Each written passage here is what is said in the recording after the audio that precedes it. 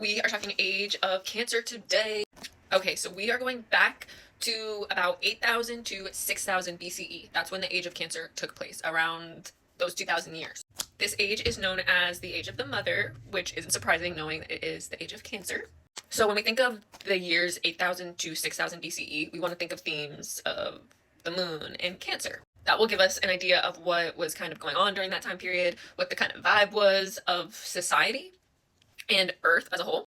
We do have very few kind of artifacts and physical proof of things that were going on in art from this time period, but we don't have a lot because history wasn't really being recorded at this time yet. So when we think Cancer, we think of the moon, we think of a very nurturing kind of energy. We think of a mothering vibe. We think of family, home.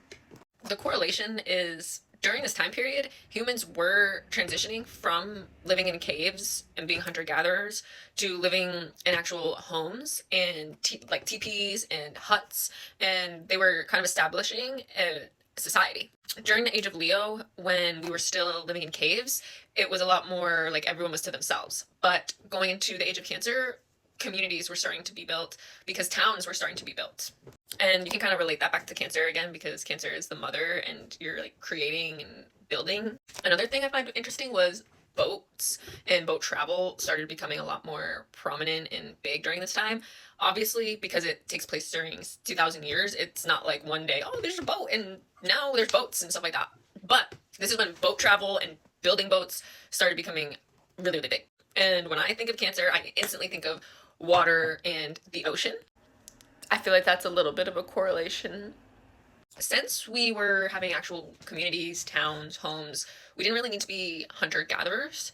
So this is when we transitioned to actual farming, agriculture, kind of like how we do it today. We started to actually have a relationship with the animals and we started to understand kind of what they needed, how we needed to take care of them, and how we needed to nurture them in order for them to give us what we needed. Again, Cancer and the moon and the mom mothering vibes. We kind of started doing that with animals, and not just animals, but with plants as well, vegetables, fruits, things like that. We started to actually farm.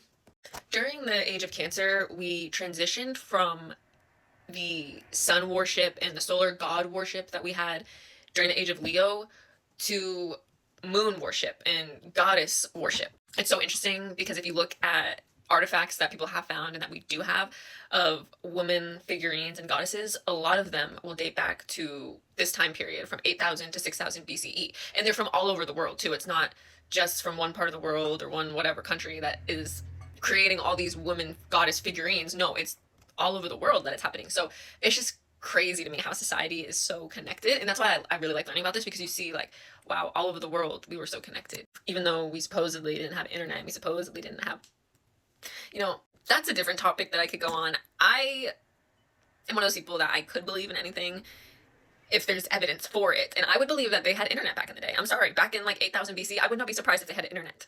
This is like a whole nother tangent. This is like not in the research that I found. This is just a conspiracy, but I just wouldn't be surprised. So I'm saying maybe it's not the internet like we see today, but maybe they had some sort of internet, if that makes sense. Sorry, that was a random tangent that I was going on, my bad. But yeah, so we started worshiping the moon and following the moon and using that with farming and the agriculture. We, instead of going by the sun, we started going by the moon, the lunar calendar. We also shifted from the patriarchal society that we had back in the age of Leo, and it started becoming a matriarchal society. There was a lot of women in power. Again, that's probably why we had a lot of women figurines, and it's all connected. But yeah, we had a lot of women in power during this time. This was another really great time for us in history. We were going from the golden age of Leo, which was a really great time, but there was also a lot of really bad times in the age of Leo.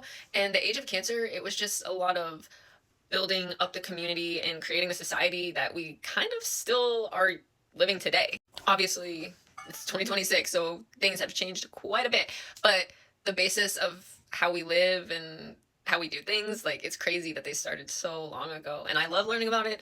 And it gets even more interesting as we get into the coming ages, and I can't wait again to see what the future holds. But the next age is the age of Gemini, and that is when a lot of stuff does start getting really interesting. So stay tuned if you want to see that. I know you do, and I hope you have a good rest of your day if you stay till the end.